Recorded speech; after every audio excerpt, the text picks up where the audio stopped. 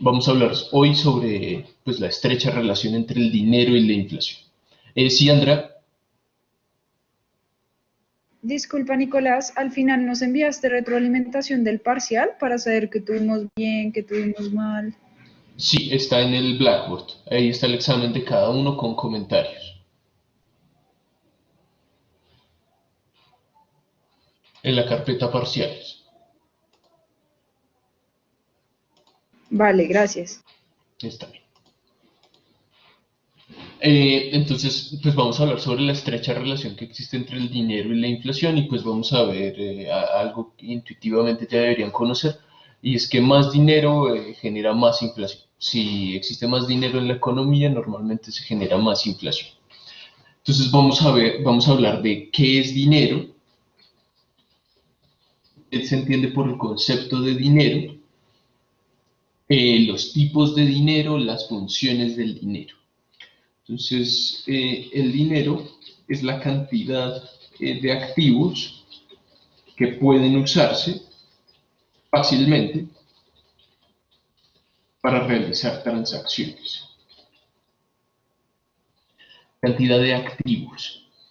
Que implica que nosotros tengamos activos, de pronto, pues algo que eso no ocurre en todos los países, pero implica que existen derechos de propiedad que nos establecen cierta propiedad de cierto bien y servicio para ciertos individuos. Eso pues puede quedar entredicho en algunos países del mundo.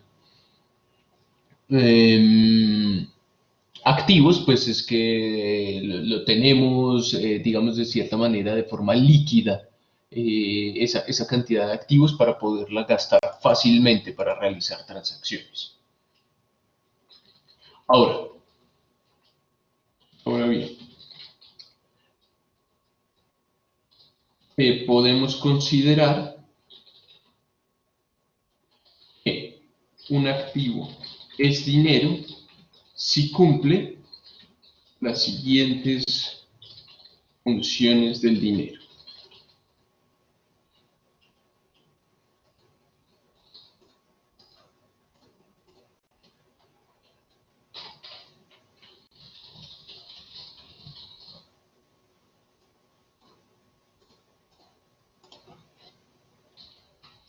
La primera función va a ser que funcione como depósito de valor.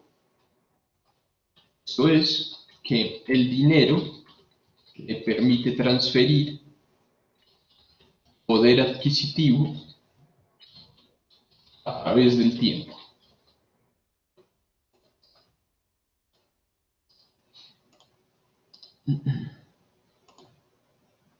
Adquisitivo. ¿Cómo así, Nicolás?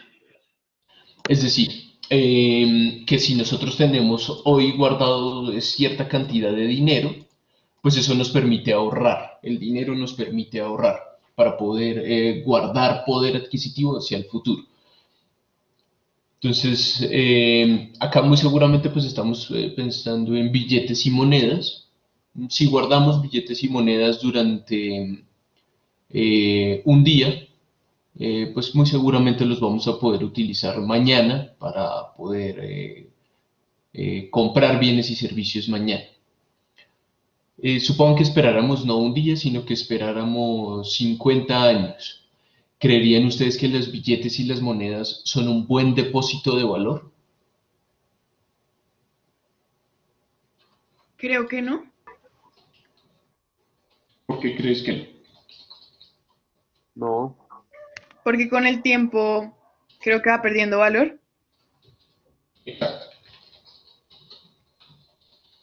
Pero, ¿estás hablando de si uno tiene el billete y las monedas en la casa de uno sin producir nada? ¿O si uno lo tiene, por ejemplo, en una cuenta? Sí, exacto. Que uno tenga, por eso, billetes y monedas. De hecho, o sea, cuando uno lo tiene en la cuenta, uno cree que en los bancos comerciales ellos tienen guardados los billetes y las monedas de uno listas para entregárselos a uno, pero eso no es así. Sí, es billetes y monedas que uno los tenga guardados en el bolsillo, supongo. Ah, vale. No sirve. Pues es depósito de valor, pero pierde poder adquisitivo a través del tiempo. Sí funciona como depósito de valor, pero no es perfecto. No es un perfecto depósito de valor. Ahora, si nosotros tuviéramos dinero guardado en un CDT, que al final terminan siendo números en un computador, ¿creerían ustedes que eso es un buen depósito de valor? Sí, pues si el interés es mayor a la tasa de la inflación, sí. Con que sea igual, sería un depósito de valor perfecto. Conservamos exactamente nuestro poder adquisitivo a través del tiempo. Nos permite transferir el poder adquisitivo a través del tiempo. Si es mayor, pues incluso vamos a aumentar nuestro poder adquisitivo. Ahora supongan que nosotros guardamos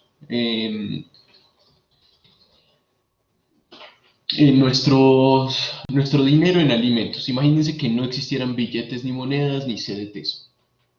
¿Creerían que eso es un mejor depósito de valor que los billetes y las monedas? Los alimentos. Peor porque se dañan.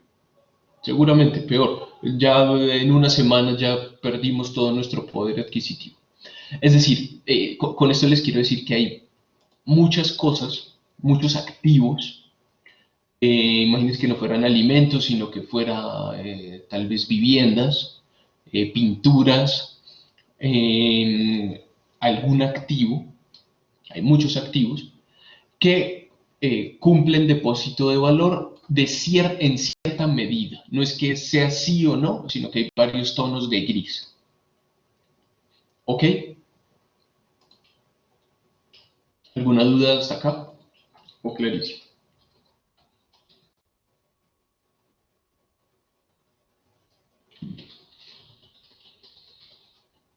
Segunda función del dinero, que nos sirva como unidad de cuenta. Esto es que el dinero, ¿sí, Tatiana? Nicolás, lo que pasa es que a Lucía le está fallando el internet, entonces por si hacemos algún quiz o algo, pues para que tengas en cuenta que ella le está fallando el internet.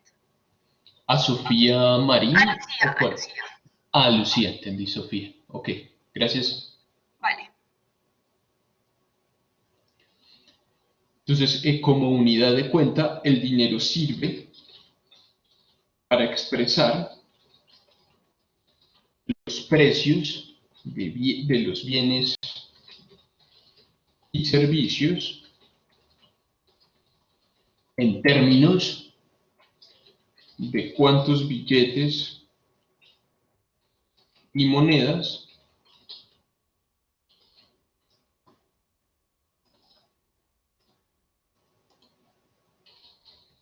se requieren para poder transarlos.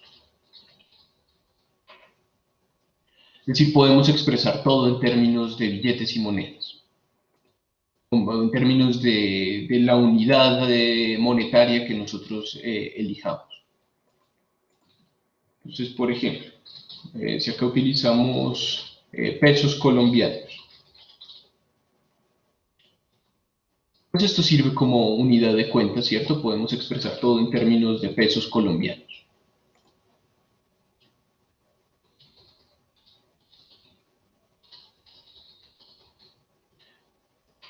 Ahora, si lo expresáramos todo en términos de dólares canadienses, pues también lo podríamos hacer. Si lo hiciéramos todo en términos de criptomonedas, ¿lo podríamos hacer?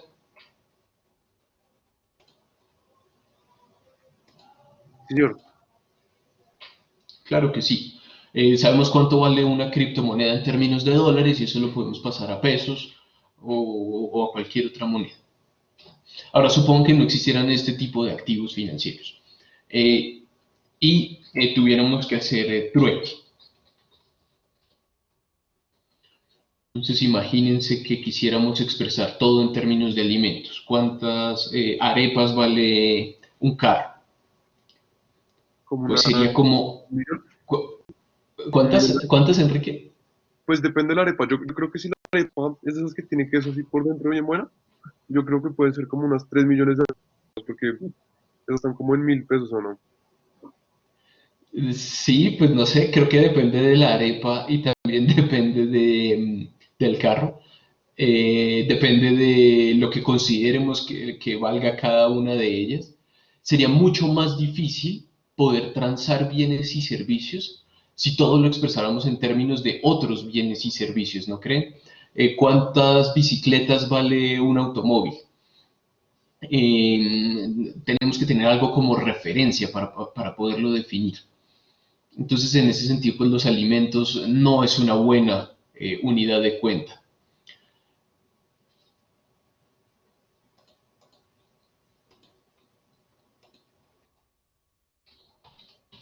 Y ahí entraría como el oro o algo así.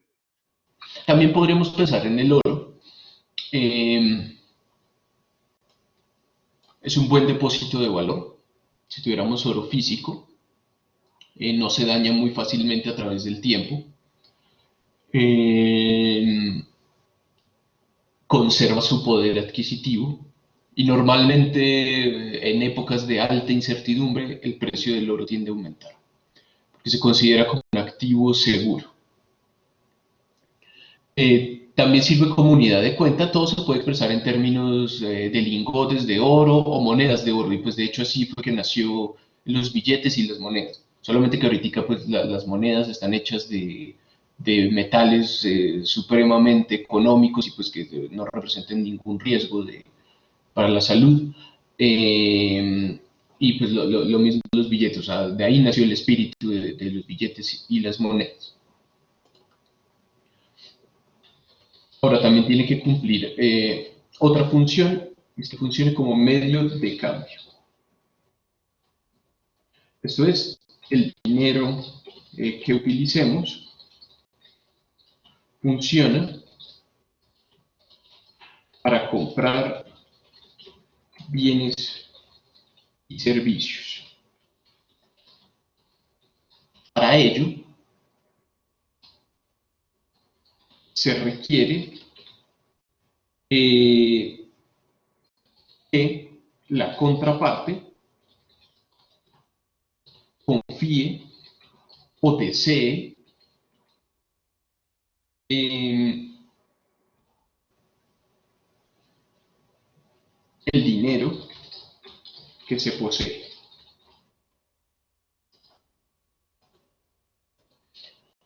Entonces, imagínense que nosotros estuviéramos parados en el siglo XVIII, no, antes, en el siglo XVI, y alguien les dijera que a cambio del trabajo de ustedes, les va a pagar con unos papelitos y unos metales que no sirven para nada. ¿Ustedes aceptarían? Pues creo que en ese contexto esperaría que no aceptaran. Ahora, ¿por qué nosotros ahorita aceptamos dar todo nuestro trabajo o cambiar bienes y servicios a cambio de esos billetes, papelitos que tienen algunas denominaciones y metal que no sirve de mucho? O incluso peor, algunos números en un ordenador, en algún computador que ni siquiera podemos tener, que ni siquiera son tangibles.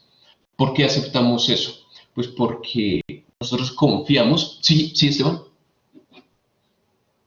No, pensé que era una pregunta, pero dale. Sí, está bien. Era retórica más que una pregunta. Sí, bien. Pues porque nosotros confiamos que las demás personas nos van a aceptar esos activos para poder comprar otros bienes y servicios, porque todos terminamos confiando en la moneda, en que eso tiene cierto poder adquisitivo. Eso algunas veces queda entredicho, por ejemplo, cuando el valor de esa moneda pues pierde valor rápidamente, es decir, cuando hay mucha inflación. No sé si han visto estas noticias de que en Venezuela están utilizando ahora mucho, o al menos en los lugares cerca de la frontera con Colombia, están usando mucho ahora pesos colombianos en lugar de bolívares, y en el resto de Venezuela pues utilizan mucho dólares del mercado negro. ¿Por qué pasa eso? Porque ya las personas no confían en que el bolívar sea un buen medio de cambio, un buen medio de intercambio. Entonces necesitamos esa confianza en la moneda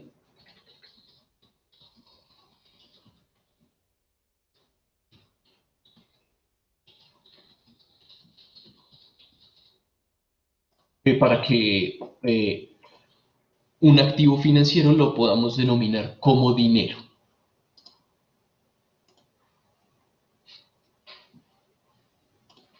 Ahora, volvamos al ejemplo de los alimentos. Esto es como si tuviéramos trueque en este ejemplo de los alimentos. No tenemos lo que hoy conocemos tal vez más comúnmente como dinero, sino que hacemos trueque. ¿Creerían ustedes que los alimentos es un buen medio de intercambio? Para un trueque, sí. ¿Sí creerían? Depende, ¿De qué depende depende? del contexto. O sea, de pronto para nosotros que estamos en una sociedad acomodada, que pues podemos ir a cualquier esquina y conseguimos alimentos, de pronto no es tan buen medio. Pero por ejemplo en un país que esté en guerra, que haga falta alimento, o que por ejemplo uno tenga agua y el otro pues necesite, como que en ese contexto de pronto sí podría ser como un medio efectivo de trueque. Sí, está bien, depende del contexto, pero igualmente, supongo que, no sé, estamos en guerra y nosotros tenemos maíz y queremos cambiar ese maíz por gallinas. Y vamos al tipo que tiene las gallinas y le decimos, oiga, yo tengo maíz. Y ese tipo nos dice, no, pero es que yo no quiero maíz, yo necesito es atún. Entonces uno va donde el tipo que tiene atún y le dice, oiga, yo tengo maíz, y el tipo del atún, no, pues que yo no quiero maíz, yo quiero es, imagínense, papas. Y el de las papas sí nos recibe el maíz. Y luego tenemos que ir a donde, con las papas, a donde el atún, a donde el tipo del atún, y luego con el atún ir a donde el tipo de las gallinas. ¿Entienden lo complicado que sería eso? Y además tendríamos que poder expresar todo en términos de los alimentos. ¿Sí, Esteban? Pues precisamente por eso está pues, los billetes, las monedas, o incluso ese numerito en los medios digitales, ¿no? Porque es la forma más efectiva para que a cambio de mi maíz yo pueda comprar lo que quiera, no necesariamente gallinas. Exacto, sí, por eso está eso. Pero es decir, eso es como un contrafactual de, imagínense que no ocurriera, para poder dilucidar los beneficios de tener pues dinero visto de esta manera. Exacto, sí. Pero Nicolás, no entiendo algo. O sea, pues el medio de cambio en sí ya está, y es pues lo que decía Esteban, como que pues, yo doy tantos billetes por una bolsa de maíz, no sé. O sea, no entiendo a qué quieres llegar como con esto de medio de cambio, sí, pues básicamente es lo que se sigue haciendo, pero pues ya con los billetes. De acuerdo, imagínense que estamos en una sociedad donde no existen billetes ni monedas ni CDTs, no existe dinero tal vez como lo que hoy conocemos, sino que queremos hacer trueque. Lo que quiero decir es que si tuviéramos bienes y servicios como medio de cambio, sería muy difícil realizarlo. Porque acá, no sé si eso queda claro, porque acá se requiere la doble contabilidad de los deseos. Es decir, que nosotros querramos algo que la otra persona también, o bueno, que nosotros tengamos algo que la otra persona quiere y que pues pase lo contrario. No sé si eso queda más claro para Sofía. Sí, pero entonces no sería un ejemplo del medio de cambio ahorita. Pues sería como un estilo de contraejemplo del medio de cambio. Claro, listo, gracias. Está bien. Ahora, Em, algunos ejemplos de también qué se podría considerar entonces dinero.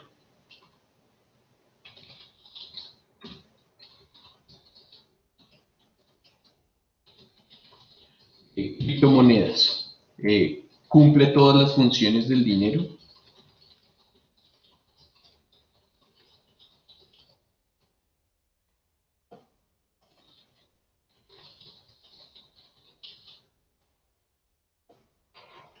Depósito de Nicolás, valor.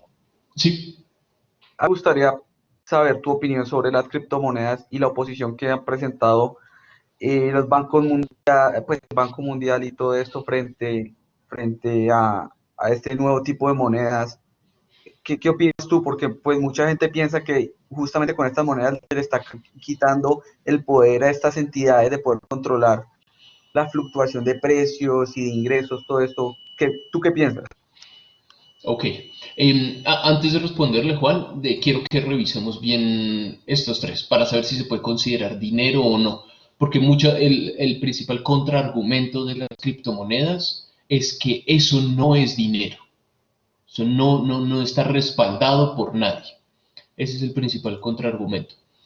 Pero si funciona como dinero, pues quiere decir que al menos lo podemos utilizar para comprar activos financieros, para comprar y vender bienes y servicios, perdón. Entonces, depósito de valor. Si nosotros hoy compráramos todo en criptomonedas, ¿creerían ustedes que podemos conservar poder adquisitivo a través del tiempo?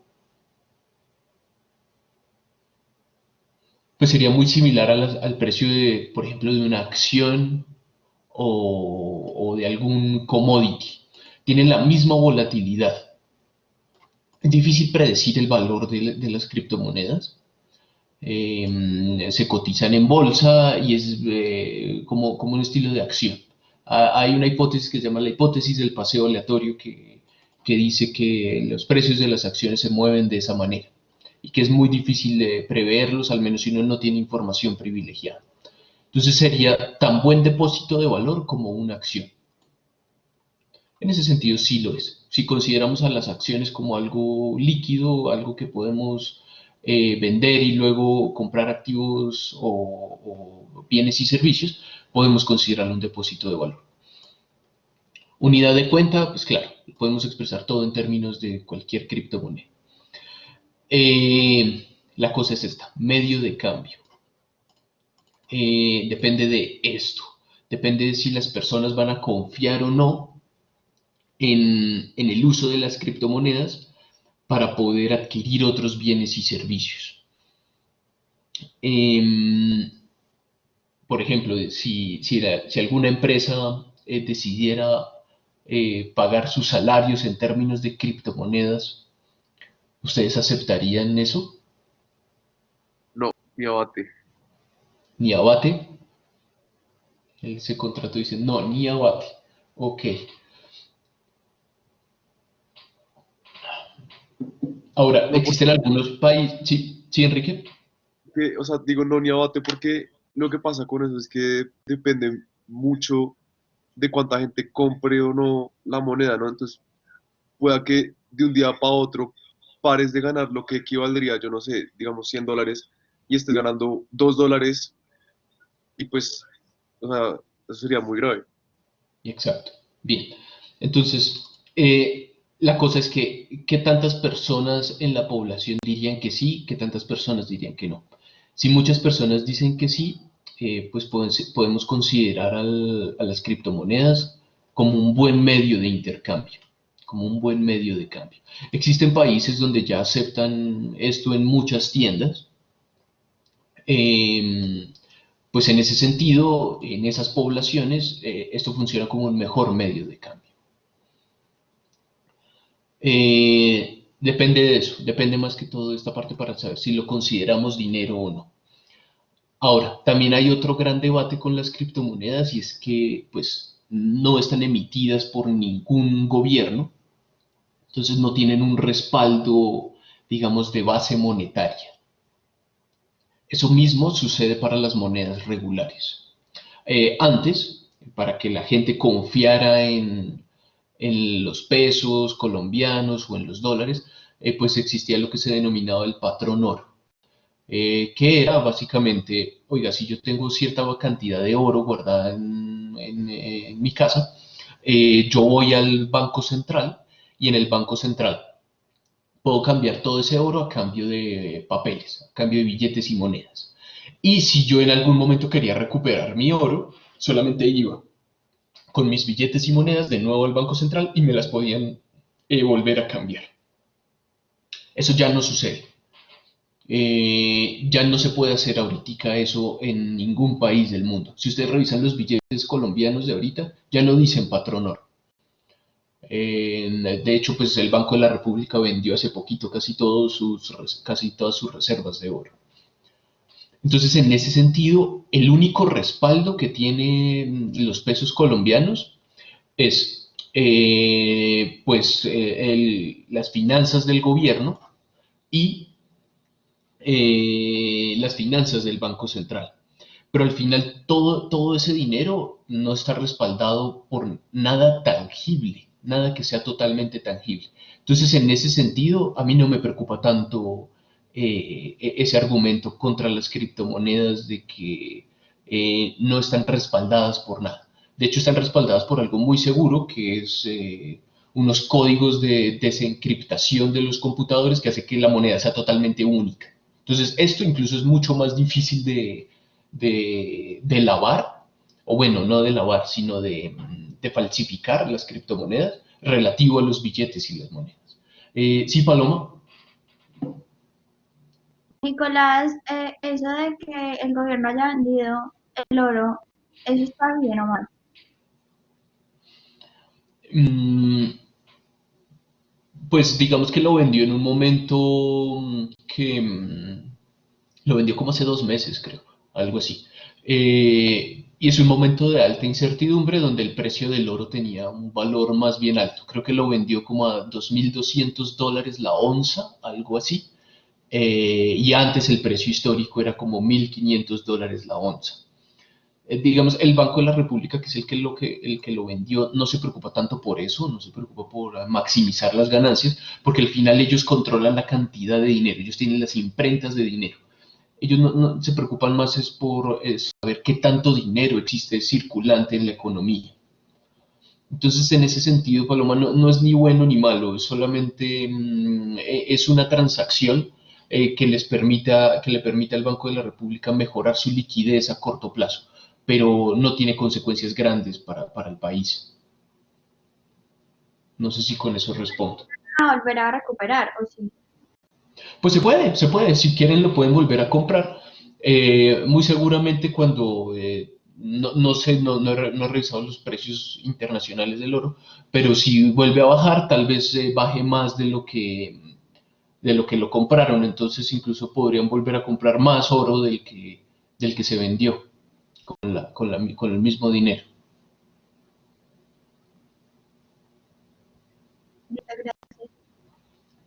Bien.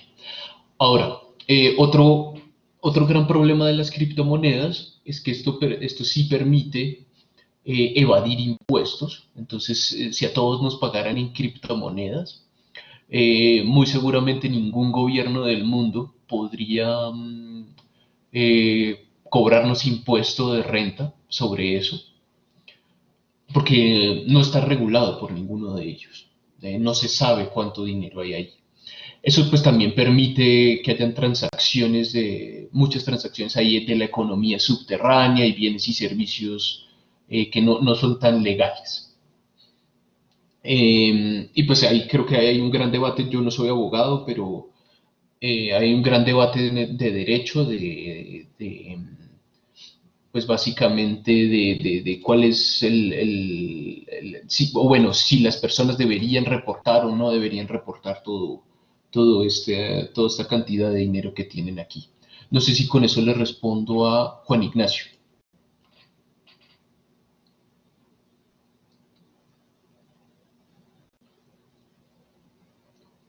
Ok. Criptomonedas. Supongan, ahora que estuviéramos en otro contexto, ¿creerían ustedes que los cigarrillos pueden considerarse como dinero?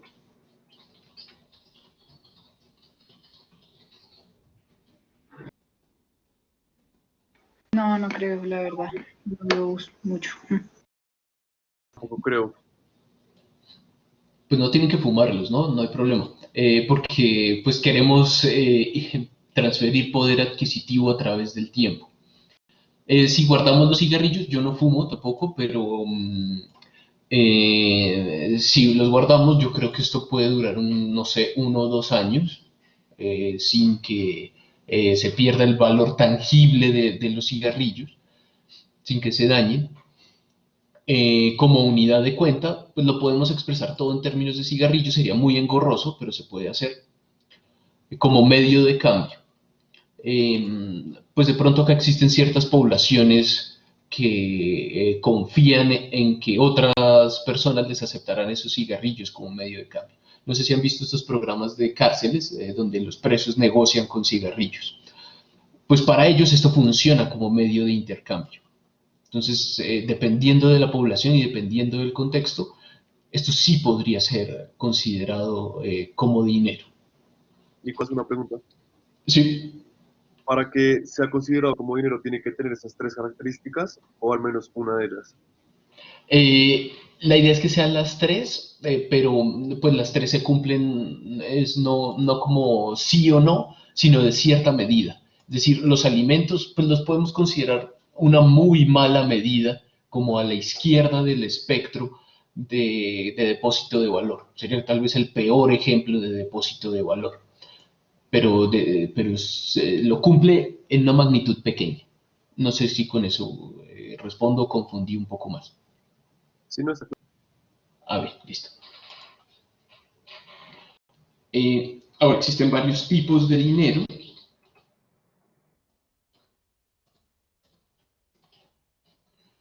Uno es el dinero fiduciario.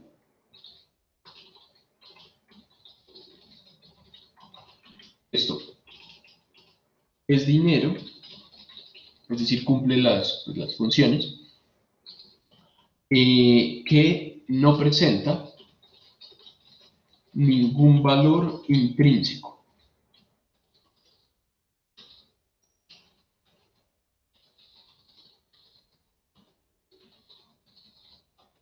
Por ejemplo, el valor o el saldo en una cuenta de ahorros. Intrínseco que quiere decir que pues no tiene ningún valor que sea tangible. No podemos hacer absolutamente nada con eso. No podemos utilizar esos números para transformarlos y producir algún bien o servicio. Como tal, los números. Los billetes, pues también no podemos hacer mucho con los billetes que sea muy útil, más que, no sé, doblarlos y hacer alguna figura de papel o algo por el estilo. Las monedas, pues tampoco es que, pues tal vez se pueden derretir y construir algo con el metal, pero eso es lo que se considera dinero fiduciario. Dinero que no tiene ningún valor intrínseco. Lo mismo en las criptomonedas. Y dinero mercancía, esto pues es dinero que sí presenta algún valor tangible. Entonces, por ejemplo, los cigarrillos de arriba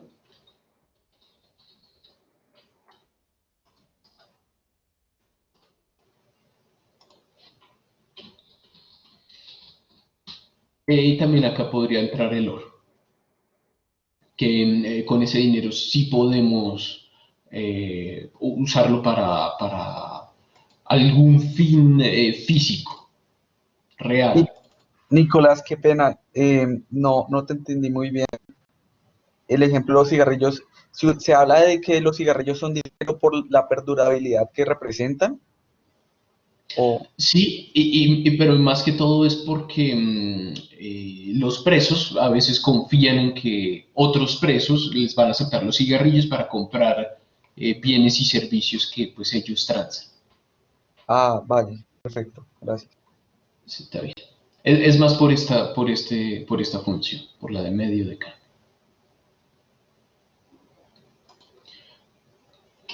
Ahora, ¿cómo se controla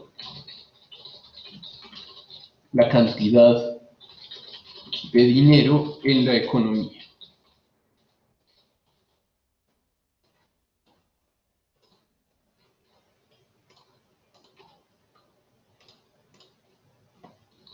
Los bancos centrales controlan la impresión de dinero. Sí, claro. Si se emite mucho dinero, pues eso va a generar inflación. Eh, es decir, si el Banco de la República activa todas sus imprentas eh, y, y pone en circulación todo ese dinero, pues el dinero que quede va a perder valor, porque ahora si hay mucho dinero, pues el valor del dinero se va a reducir, inflación. Entonces queremos controlarlo también para controlar la inflación.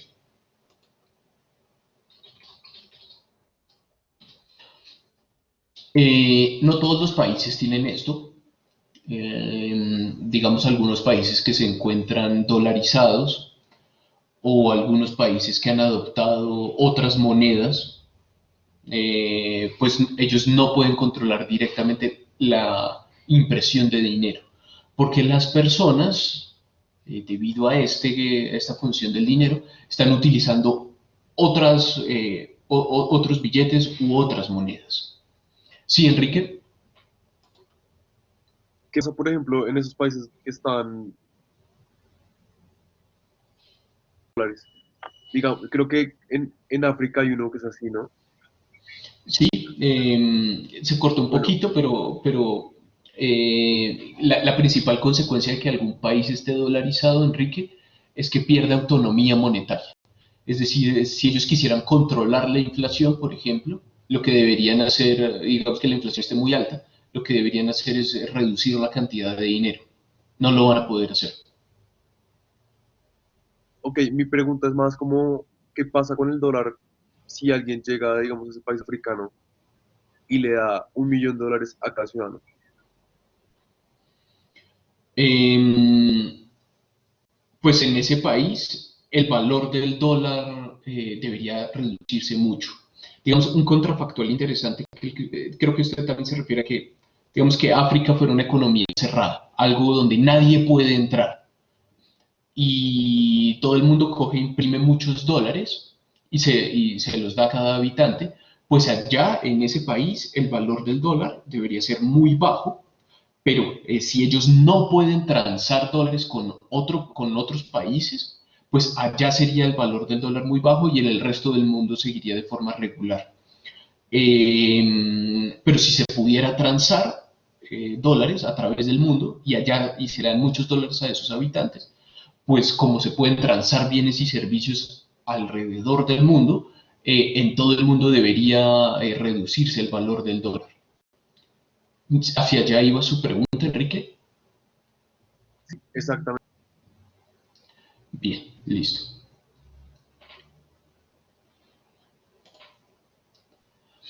Pues yo creería que la mejor, de hecho, los países, Santiago, los países que toman la decisión de dolarizarse, no es que el gobierno lo haga de forma institucional, le diga a todos, oigan, hoy vamos a utilizar dólares, sino es más las personas que se van dando cuenta que el mal manejo monetario por parte del país, pues hace que desconfíen totalmente en esto y se pasen a otras monedas.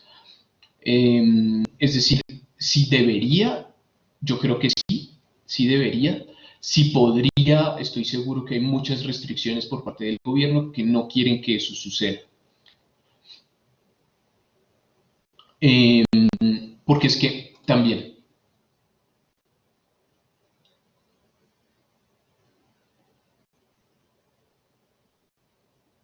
Exacto, por eso es que también se da el mercado negro de dólares, que creo que allá en cierta medida eso es un crimen.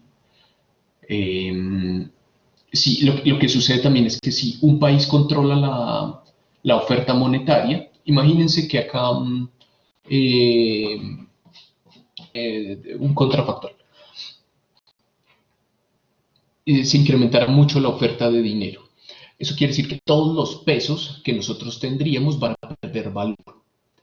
Si el gobierno se queda con esos pesos adicionales que se imprimieron, pues eso va a ser como un estilo de impuesto, un impuesto que va a ser totalmente indirecto para nosotros. Es decir, cada vez que el Banco de la República imprime dinero y genera inflación, de hecho nos está quitando un poquito de poder adquisitivo a todos, más o menos de forma transversal. Entonces, pues a un país que quiere hacer más o menos sus propias leyes y poder tener recursos de forma infinita, pues lo mejor es extraerle valor a la sociedad. Ese creo que es el mecanismo más eficiente, imprimiendo dinero, porque así le quita poder adquisitivo a las personas a cambio de que ellos tengan más poder adquisitivo. Sí.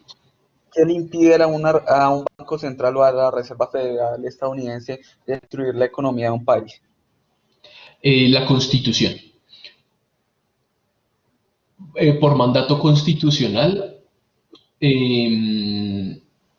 pues muchos países tienen que, los bancos centrales están obligados a conservar el poder adquisitivo en las leyes. Eso es lo que lo impide.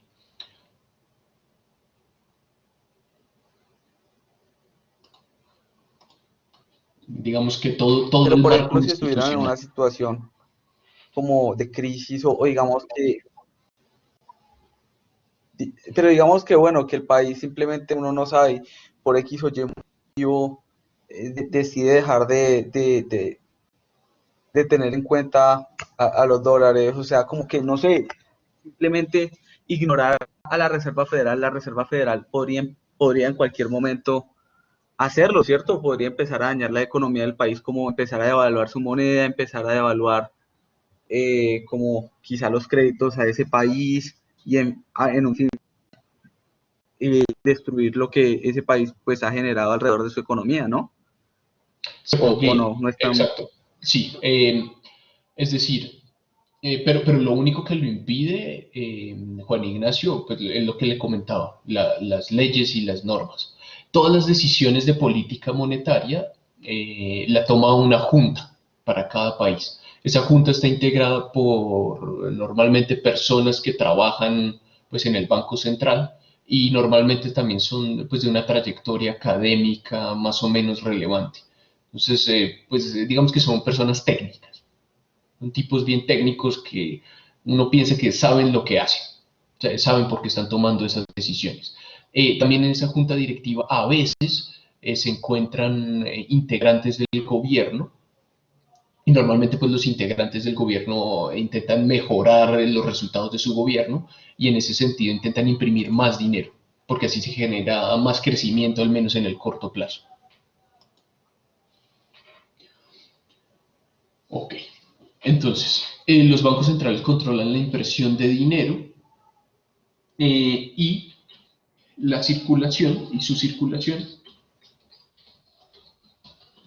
la realizan mediante operaciones de mercado abierto, lo que llaman las OMAs. Esto es, para expandir la cantidad de dinero, pues pueden imprimir más dinero o utilizar dinero que ya tienen en sus reservas, comprando activos financieros a los privados. Entonces pueden comprar bonos de deuda pública, pueden comprar acciones, pueden comprar bonos de deuda privada o pueden comprar otras monedas. ¿Qué hacen con esto? Pues ellos, los bancos centrales ahora tendrían esos TES, tendrían esas acciones, esa deuda o esas otras monedas, y a cambio pues dan los pesos que ellos imprimieron. Así pues va a haber más dinero circulante a través de la economía. Y para contraer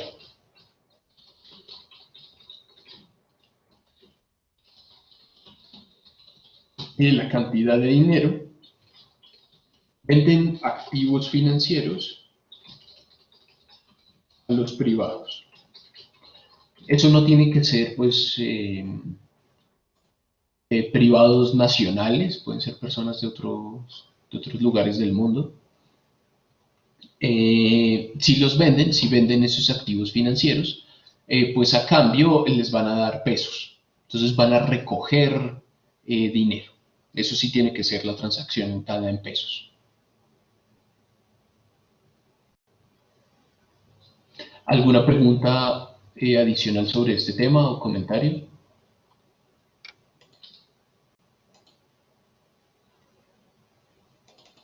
No, señor.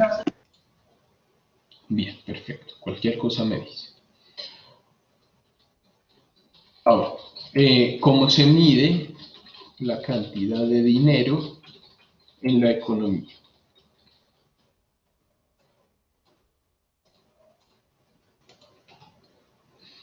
Pues existen varios agregados. Existe algo que se llaman los agregados monetarios.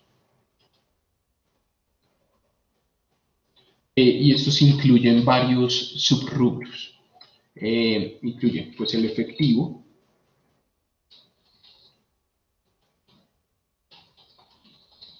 monedas y billetes. También incluyen los depósitos en cuentas corrientes, depósitos en cuentas de ahorro, los certificados de depósito a término, los bonos y los depósitos a la vista.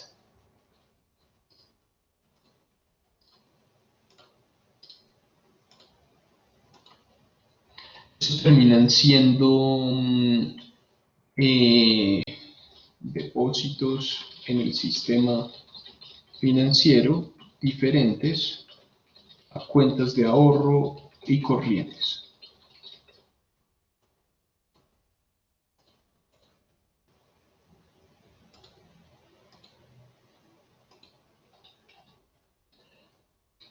Ahora, lo único que controla el Banco Central de todos estos es el efectivo, las monedas y los billetes que están circulantes en la economía. Eso es lo único que controla el Banco Central. Ellos no nos pueden obligar a cuánto depositamos en las cuentas corrientes, en las cuentas de ahorro, en los CDTs, en bonos o en depósitos a la vista.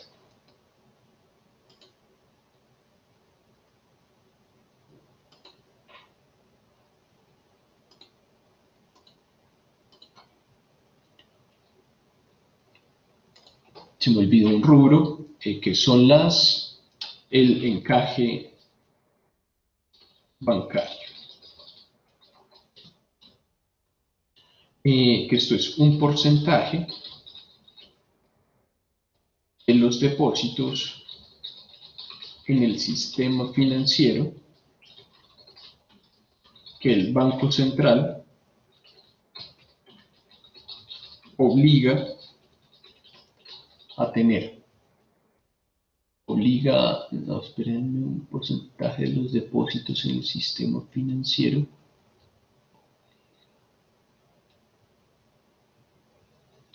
Sí. Los bancos comerciales en sus propias cuentas. Eso no son como los depósitos, Mire, si es como un 20% de la plata que hay en el banco. Sí, ahorita creo que está en 8, esto lo bajaron ahorita por la pandemia. No recuerdo exactamente el número, Enrique, pero sí, digamos que en un banco comercial, imagínense, en Bancolombia hay 1 billón de pesos. Entonces, 8% de ese billón de pesos tiene que estar en las cuentas del Banco Central.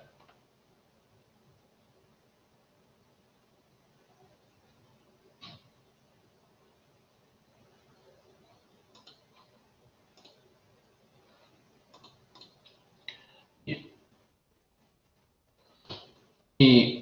Ahora, el primer agregado monetario,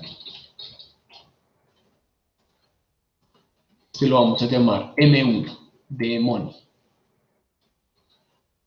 Y va a incluir el efectivo más los depósitos en cuentas corrientes.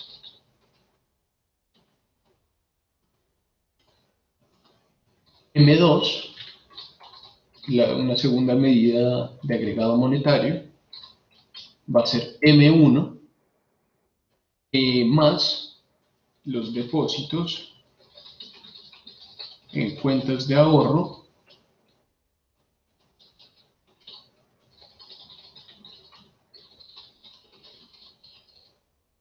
más los CDTs.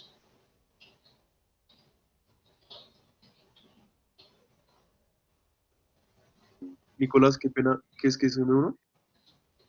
El primer agregado monetario.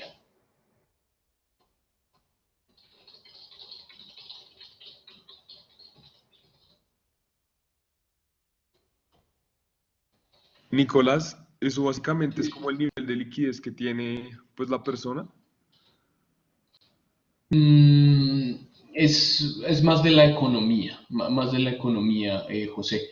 Digamos que este es el nivel más líquido, ¿sí? Sí. Y a medida que va aumentando, eso sí sucede, a medida que va aumentando el M, vamos a incluir dineros que son menos líquidos, es decir, estos no los podemos transar tan fácilmente como los depósitos en las cuentas corrientes o el mismo efectivo.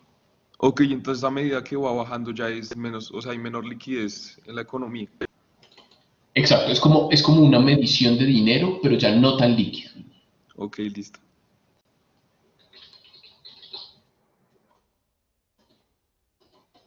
Y el tercer agregado monetario va a ser M2 más los bonos a los depósitos a la vista.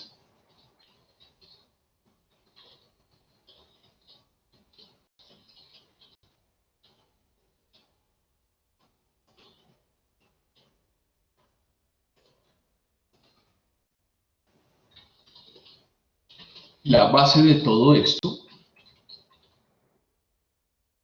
es lo que puede controlar el Banco Central. Esto es todo lo que puede controlar el Banco Central. Es el efectivo más el encaje bancario.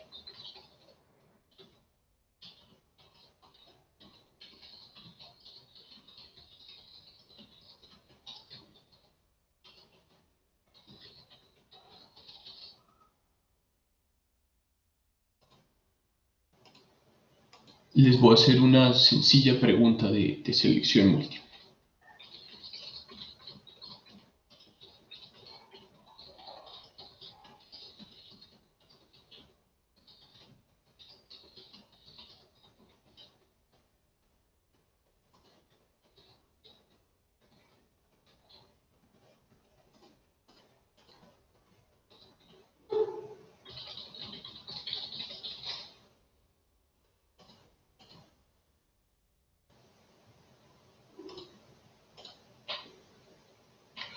La pregunta es, ¿cuál es el agregado monetario que debe tener una mayor cuantía? Es decir, el que tiene mayor valor.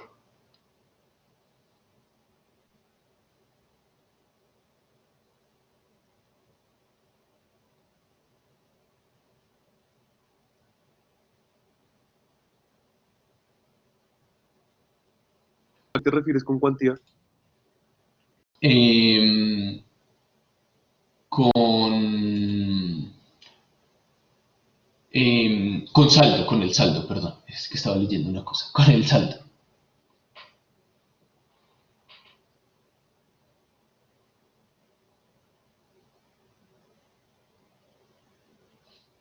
sea, debe tener mayor saldo.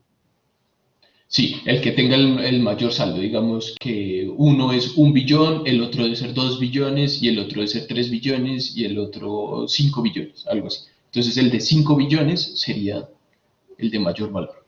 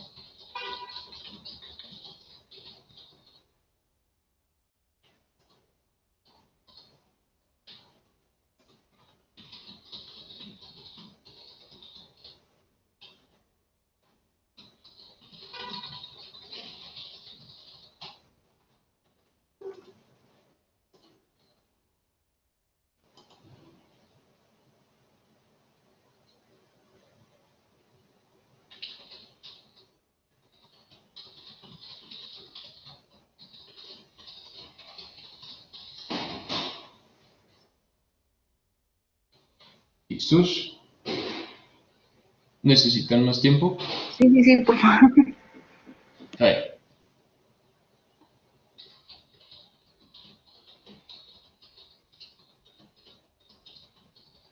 Una pregunta, Nicolás, ¿ese encaje es una gran proporción o es una Pues, proporción más bien? esa es la pregunta, ¿no? Entonces, revisen la definición. Justo le estaba escribiendo eso, esa respuesta a José. Em, Revisen la definición de encaje bancario. Es un porcentaje de los depósitos, de todos los depósitos en el sistema financiero. Pero no se sabe cuánto es ese porcentaje. Piensen que es 8%.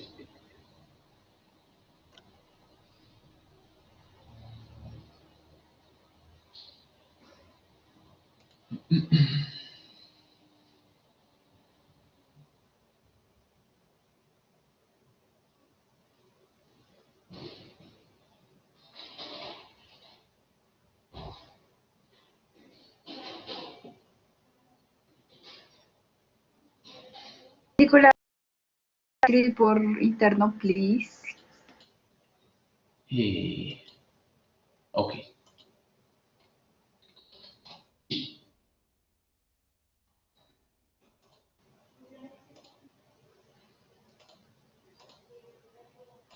Nicolás, ¿Listos? o Sí, sea, José. el encaje bancario es un porcentaje, o sea, de los depósitos que tienen el sistema, digamos, o sea, los bancos. Sí, y pues los bancos tienen esto y tienen esto. Pero digamos que, o sea, o sea, la suma de eso se multiplica por un porcentaje, ¿cierto? Exacto. Podrías O esperar de sea, pronto una prácticamente la base tasa. monetaria es la reserva. El encaje bancario es igual a la reserva. Es otra forma de decirlo.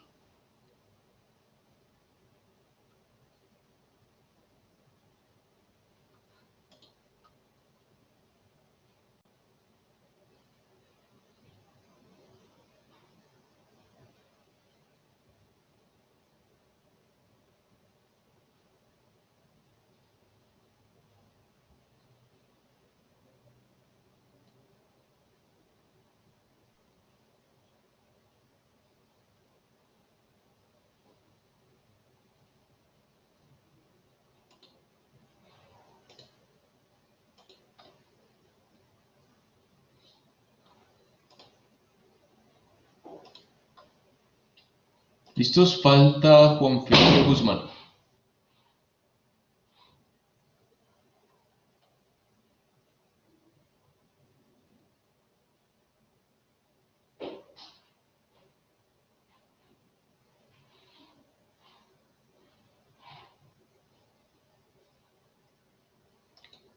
¿Ok?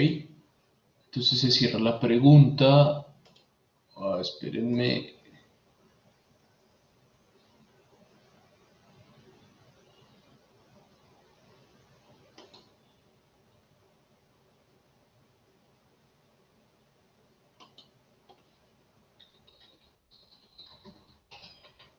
Ok, listo. Se cierra la pregunta en 10, 9, 8, 7, 6, 5, 4, 3, 2, 1.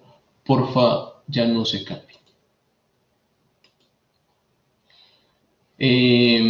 Respuesta correcta, pues M3. M3 es el acumulado de todas y es la base monetaria sería el efectivo más el encaje bancario, que esto es un porcentaje pequeño, 8%, o incluso podría ser 20%, no importa, con que sea menor a 1, de todo esto que está acá. Es decir, pues la base monetaria, de hecho, incluso va a ser más pequeña que el mismo, bueno, tal vez que el M1 quedaría entredicho matemáticamente, pero va a ser más pequeña que el M2 y seguro va a ser más pequeña que el M3. En la práctica esto es mucho más pequeño que el M1. También lo podrían pensar porque los bancos comerciales tienen un efecto multiplicador del dinero que ya se los voy a explicar. Entonces, casi todos la tuvieron bien. Excepto Javier, Juan Felipe Guzmán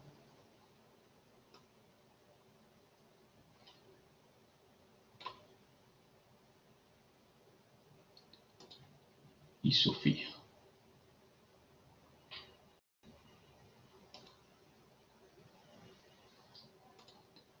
Listos. Acá tengo 25 y 25. Perfecto. Ahora, ¿qué sucede?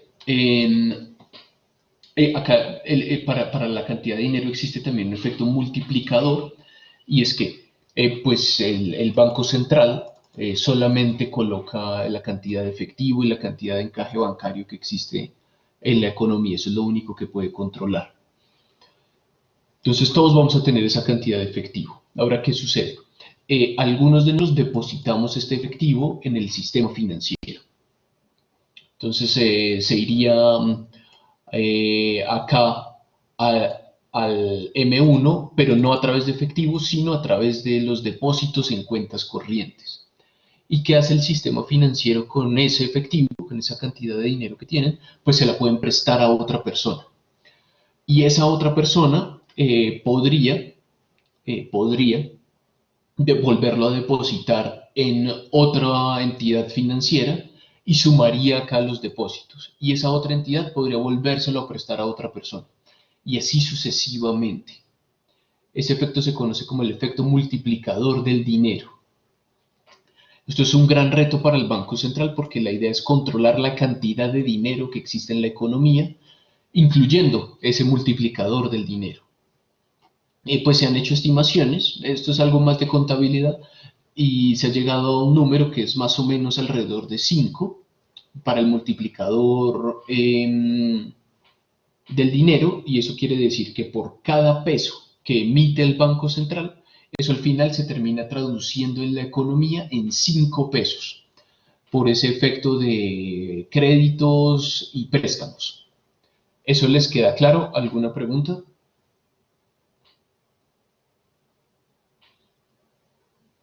No, señor. Bien.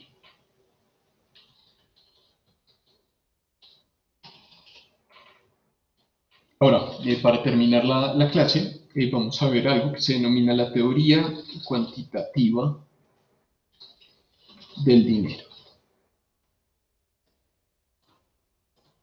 Y esto es una ecuación básicamente que explica la estrecha relación entre la cantidad de dinero y la inflación.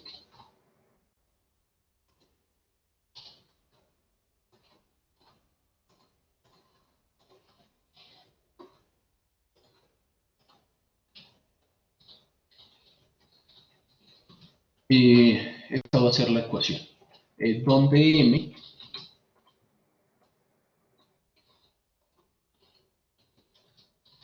es la cantidad de dinero, V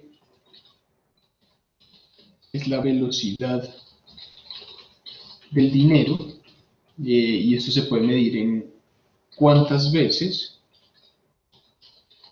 el dinero se intercambia de manos para realizar todas las transacciones de la economía. P, como siempre ha sido, es el nivel de precios, y Y es la producción de la economía, que podríamos ver como el PIB real. Entonces, en ese sentido, P por Y, ¿qué vendría siendo? ¿O qué concepto vendría, a qué concepto vendría a corresponder el PIB nominal?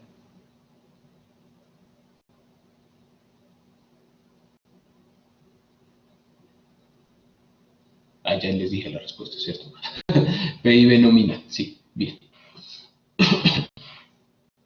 Ok. Entonces, un ejemplo. Digamos que M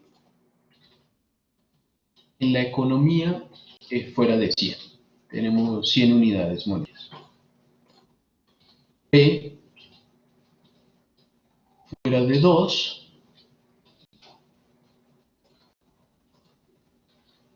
y Y fuera 250.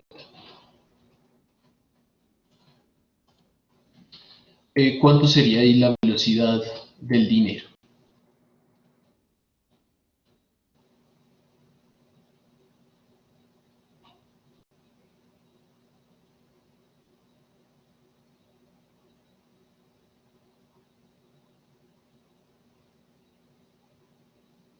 ¿500 dividido 100, no?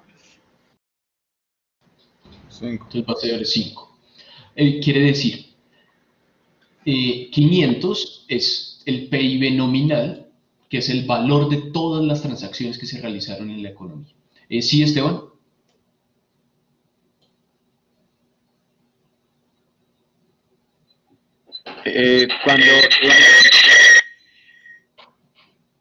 Cuando M es 100, marica, es imposible. Algo está pasando. Si lo escuchamos horrible. ¿Ahí me oyes mejor? Sí. Cuando M es 100 significa que no importa el valor o sea, sin importar el valor de los billetes, hay 100 billetes. Más que la cantidad de billetes, es el valor de todos los billetes. Entonces acá podrían haber 100 billetes de una unidad.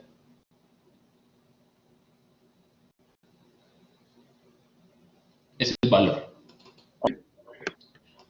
Bien.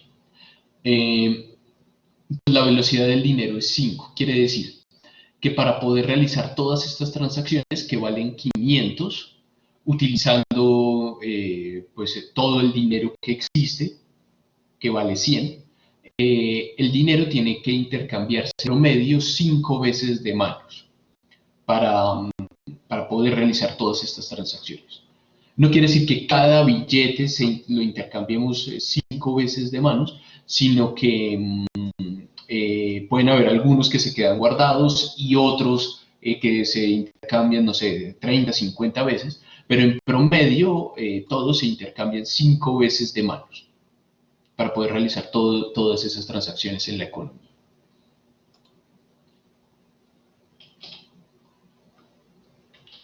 Ahora bien, en caso de que V, la velocidad del dinero, sea exógena Y como nosotros habíamos dicho, Y sea igual a F de K de L. Entonces, un incremento en la cantidad de dinero se verá reflejado en un incremento en el nivel de precios, que eso es básicamente inflación.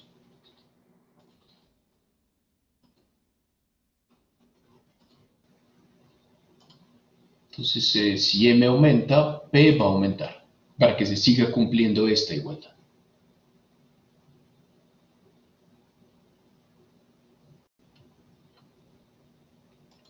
Listo. Dejemos por ahí y la otra clase arrancamos con el modelo ahorro-inversión, pero en economía abierta. Vamos a cambiar un poco ese supuesto y también pues vamos a hablar de otros conceptos como tasa de cambio nominal, tasa de cambio real y pues vamos a hablar de cómo la economía local interactúa con las economías en el extranjero. ¿Listo? Chao, que tengan buen día. Gracias, Nicolás. Lo mismo. Chao, gracias. Chao, Nicolás. Gracias. Chao. Chao, Nicolás, gracias. Yo te envío un mensajito, Nicolás. Sí, lo estoy respondiendo. Fresco, gracias. Chao, Nicolás, gracias. Chao. Chao, Nicolás. Chao, que les vaya bien.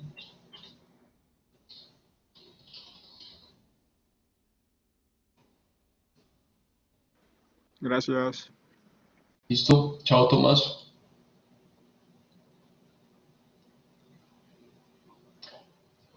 Santiago y Enrique, recibí sus cartas, pero aún no las he podido revisar.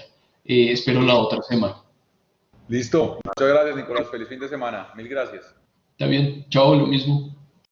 Listo, Nicolás, muchas gracias. Nos vemos entonces.